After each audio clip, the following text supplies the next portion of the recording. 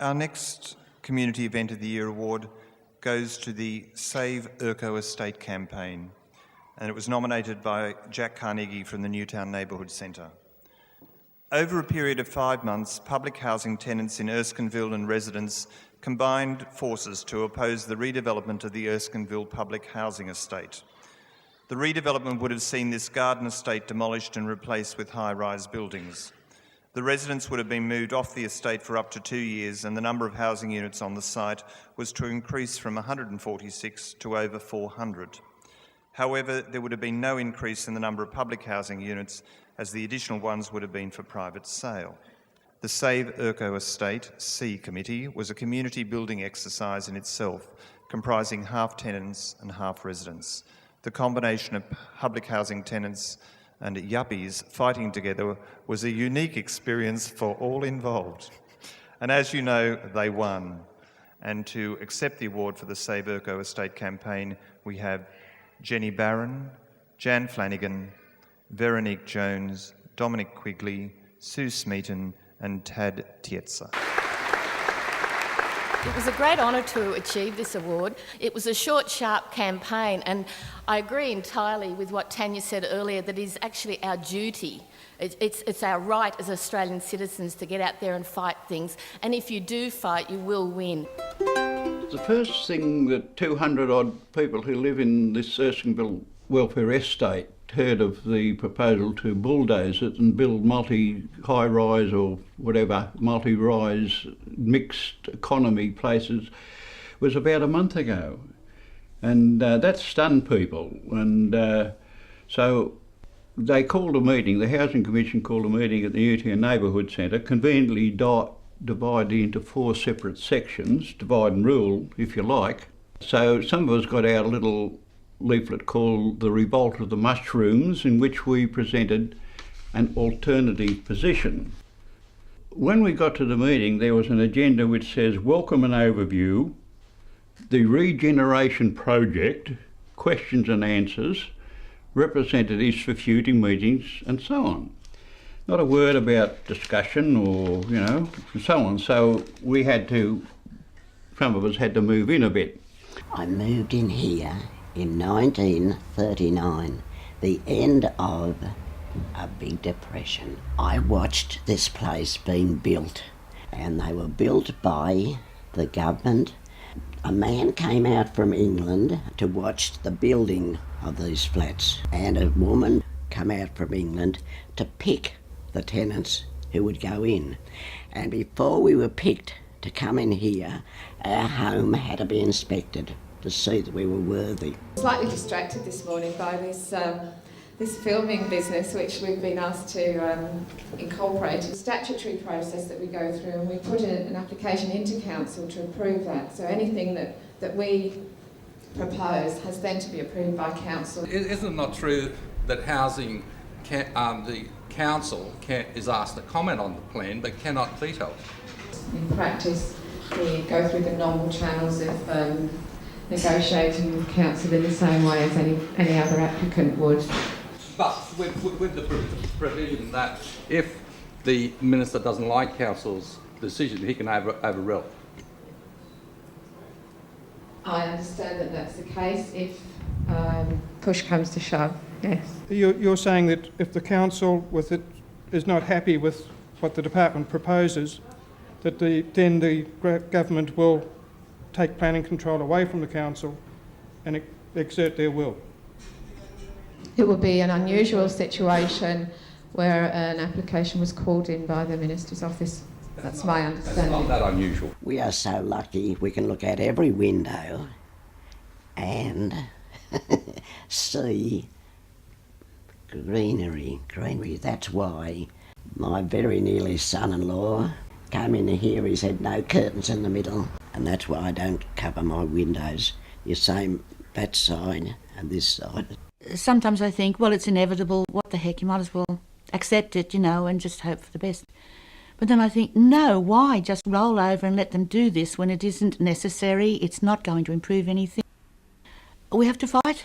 We have to say no. What if we all don't decide to go? What if we vacate the place, like in the history of Newtown in the 1930s, workers out of work, people couldn't pay the rent, and the landlord would call the bailiffs in, they move all the furniture out, and then all of a sudden, no mobile phone contact in those days, 10, 20, 30, 40, 50 people would turn up, move the furniture back in and tell the coppers to piss off. And that's recorded history of places like Newtown, Erskineville and Redfern. And we're prepared to do that, and already some people are talking about we're not prepared to go. I'm totally blind. I've been that way since I was about 4 years old.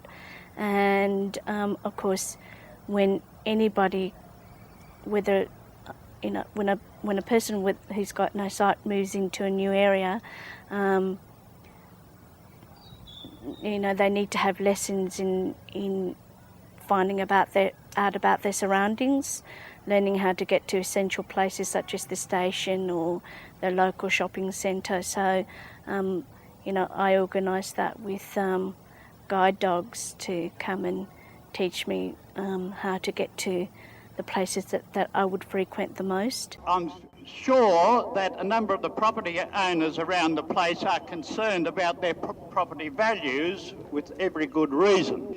However, I also feel that all the residents I have spoken to are also fully in support of the tenants in their struggle to keep the Erko estate as it is. It just didn't make sense to me why you would actually start destroying an estate that was working so well with the community. Under concrete and glass, Sydney's disappearing fast.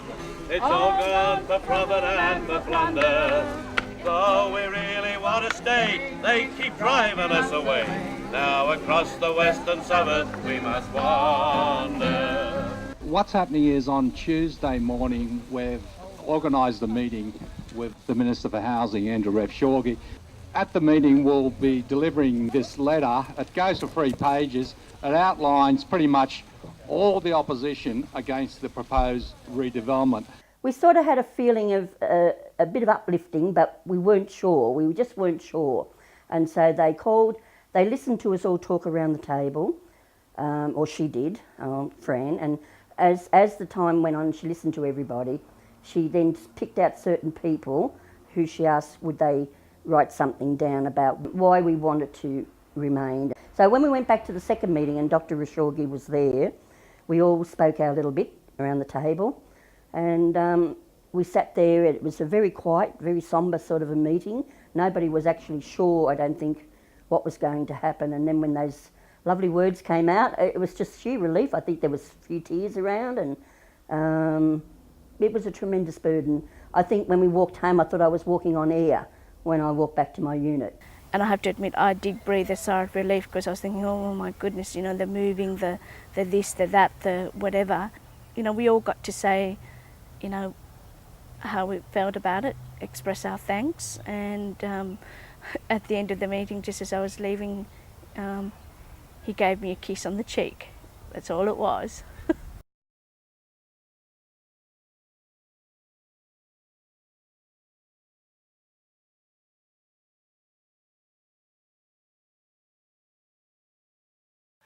The Howard government's industrial changes and climate change have become the 2 most important vote-changing issues.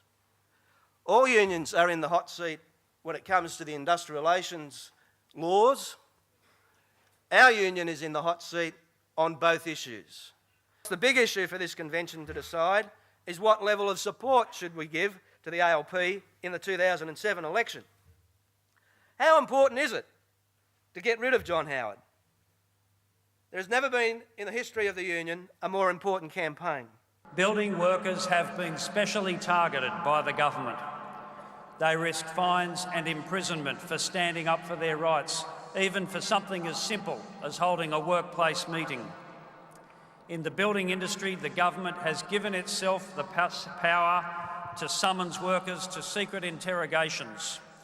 If they do not attend, they face up to 6 months jail, and 6 months jail if they refuse to answer questions, and 6 months jail if they tell anyone, including their family, about the questions they were made to answer. These extraordinary coercive powers are being used against ordinary working people. It's official. The federal government's own report shows that their new AWA individual contracts are cutting the pay and conditions of Australian workers. Overtime, cut. Penalty rates, cut. Annual leave loading, cut. Public holiday pay, cut. Shift allowances, cut. Rest breaks, cut. Make no mistake, these IR laws are bad for Australian working families. Cut. If John Howard were here with you today, he'd be saying he was in a room full of union bosses. That's the term of art, what he's wandering around saying, calling people union bosses. What, of course, we know is that the people in this room are the people representing their fellow workers and their communities. And what you believe to be true about the Australian people is true about them. Their values when it comes to industrial relations are absolutely clear. They don't want Mr Howard's laws. They know those laws are extreme. They know those laws have hurt, if not them, then someone in their family or someone in their community, or they could hurt their kids in the future. And they are crying out for a national government that gets those laws away, gets rid of them, and replaces them with laws which are fair and balanced and in their interest. Our union and the MUA sponsored the National Day of Action this year, bringing hundreds of thousands together. The marginal seat campaign has been spoken at by a number of people at this conference, and I've got to say it is probably the most scientific, well-organised industrial campaign ever organised by the trade union movement, at least in my memory and in my readings. It's not a campaign to get the ALP elected. Let's be quite clear about that. I think that's a consequence of the campaign, and rightly so. But it is not a campaign to get the ALP elected. It's a campaign to get rid of Howard and to raise the consciousness of the working men and women in this country of how they're being shafted by this rotten government and what they're doing to them. Your union and our union have very high densities in membership, but that's not the case across a whole raft of other unions that are important and represent working men and women in this country. And hospitality is an area, retail is an area, and they're being shafted every day out there. And we've got to work to win them over. We've got to work to get their attention and to get their understanding and bring them back to the fold, if not as members of a union, at least as an understanding of what unionism is all about and who is their ally. Their proven ally has to be the union movement. And that's why the marginal seat campaign is reconnecting the union movement back with the community. Thank you very much for the struggle you put forward. When South Africans could not vote, when unions could not be allowed to function, you stood up and raised the flag and said, if there are those who are oppressed in South Africa, you felt their pain. Thank you very much.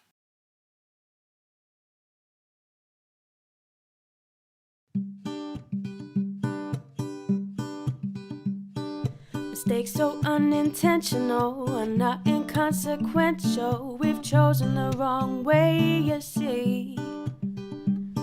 Now everybody sits and moans as the ordinary lose their homes, and no one understands how this could be. It seems they're firing from all sides, when even education has its price. Why take from the rich when you could steal from the poor? They'll never know what it was like to have more. Just think that people should start looking at this place rather than just being million-dollar real estate. This is where people have grown up and lived, and it's been a very close community, and that's the thing that we all love about it. Not the real estate or the views or anything else, it's our community. The community here at the Rocks are great. All the people. We love each other. We want to stay here. Don't want to go anywhere. Both Labor and Liberal have failed public housing for years. And I think it's, when you consider that people in High Street, Millers Point, have put up with enormous noise levels for many decades, and this wharf was very, very busy. And it's wrong that there's now talk about those people having to move out. So I think I'm all for the people in High Street remaining where they are. It's a social housing experiment these residents don't want. Leave us here, leave us alone. Why are we not entitled to a little bit of a view or something?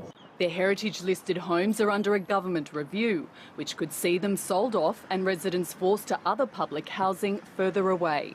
The first of 300 public housing properties with Sydney Harbour views go on sale from tomorrow with $2 million price tags. But tenants still living in the area say they won't leave without a fight. A chance to own a jewel on Sydney Harbour. That's the state government's sales pitch, but to these public housing tenants, it's their community and they want their voices to be heard. They're just kicking us out. We're not good enough to live there. It was all right when it was a dirty, industrious and dangerous area to work. We have a relocation team that's been working with each tenant to ensure that their needs are understood, that they have the opportunity for the best possible housing alternative. I'm confident that that is a compassionate and sensitive approach. I've got friends, neighbours that look after me, I look after them. It's a community. What price a community? The government is selling 293 historic harbourside properties around Millers Point, saying they're too expensive to maintain. Minister Upton says the money will go straight back into social housing, but the opposition doesn't buy it. I'm very concerned that after 3.5 years, the Liberals and Nationals have been selling off more public housing than they have been building. Last year, the government got rid of 1,386 houses and built just 536. The Auditor-General says whilst the housing stock shrinks, the need grows. And by 2016, estimates there'll be 86,000 people on the waiting list. Claire Aird, ABC News, Sydney. Just on the homeless and the people on the waiting list, about 500 metres from us, there's about 20 or 30 people sleeping rough under the flyover under the Harbour Bridge. Besides the 57,000 on the waiting list, we have around here upwards 80 properties, some with 4 units in it.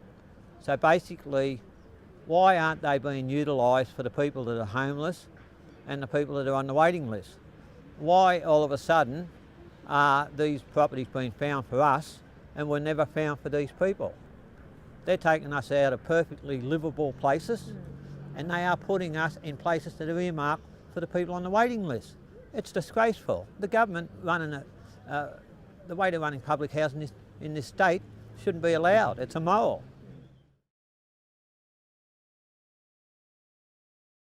What the West CONNEX going to do is going to destroy Haberfield with the smokestack, which goes not far from here. Just imagine the school around where the kids are, and any young family who's got young kids, what's going to happen to them? Morning guys, how are we? Lovely day, isn't it? I'm here because I'm really opposed to the West CONNEX project. I don't believe it's going to work. I think it's a waste of money. I'm here because this is a house that's going to be demolished. I'm here because this is going to be turned into a construction zone. And I'm here because I want this project to stop. I want there to be proper planning and I want there to be proper accountability before anything further proceeds.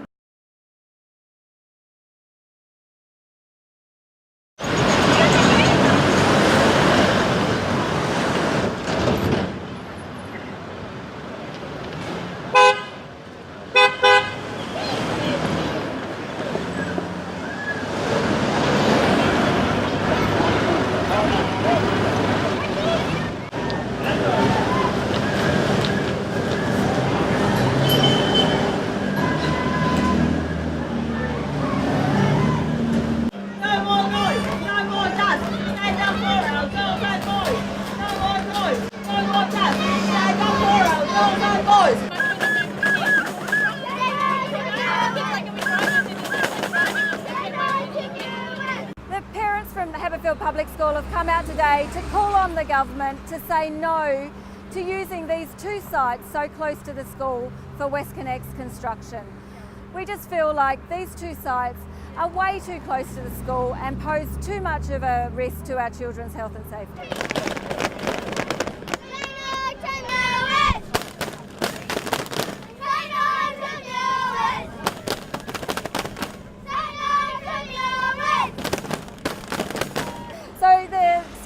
community around Haberfield has already been living in a toxic triangle of construction sites for the past 2 years. We've had dust and trucks and noise impact our lives greatly over the past 2 years. And now we find that WestConnex wants to use these two MUA sites just 150 metres from the school for the next 4 years. And this is going to increase the traffic in the community, 140 trucks a day. It's also going to increase the dust, 150 cars a day from workers parking in the car park here. And we just feel that the government should be putting our children's health and safety first ahead of this big road development.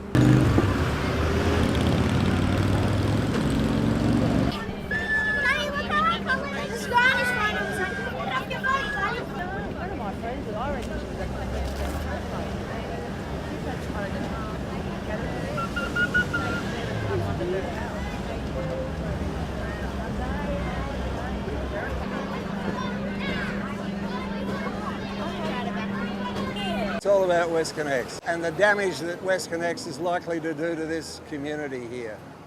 I mean, we're standing at the moment, corner of Bland Street, Parramatta Road. We're about 80 or 100 odd metres away from an unfiltered exhaust stack, which is going to be spewing out tonnes of carcinogenic material. We're probably another 100 metres away from a local school. Obviously, the problem with WestConnex is it doesn't do what it sets out to do. In fact, it's supposed to be a solution to Sydney's traffic problems, its congestion. The reality is that it isn't.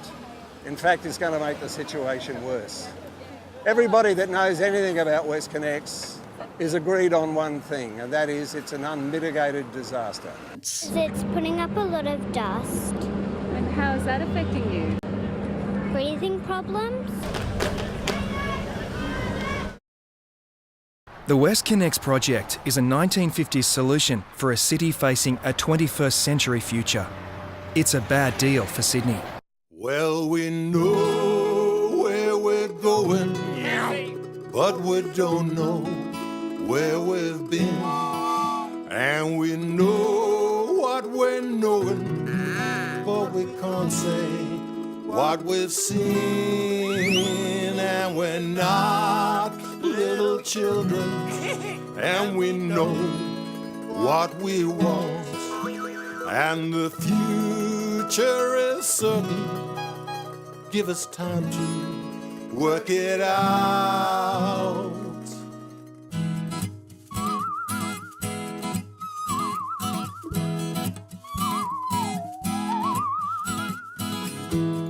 We're on the road to nowhere. Come on and ride. Taking that ride to nowhere. We'll take that ride. Feeling okay this morning, and you know we're on the road to paradise. Here we go, here we go.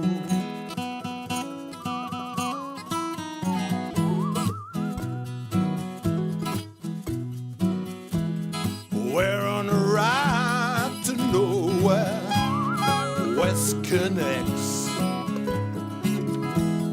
Taking that ride to nowhere, WestConnex. Maybe you wonder where you are, I don't care. This is where time is on our side. Take you there, take you there.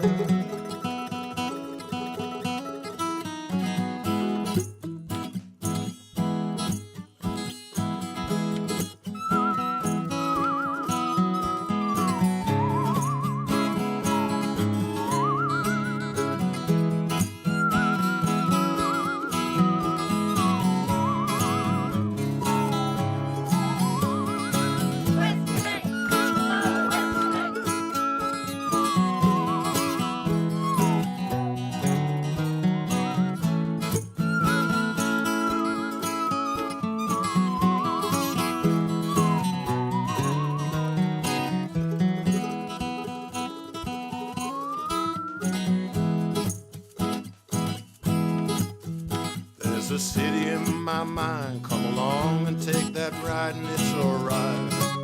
West CONNEX, and it's very far away, and it's growing day by day, and it's alright. West CONNEX, would you like to come along?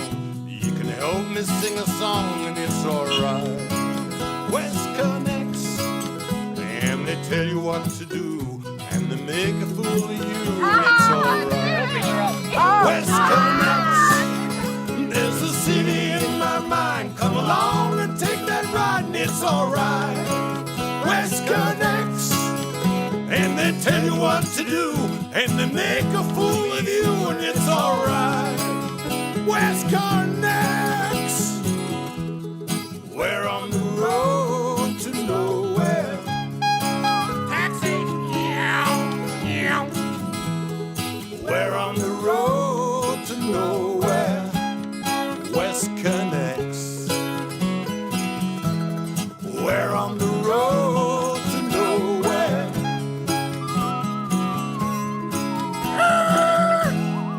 We're on the road to nowhere.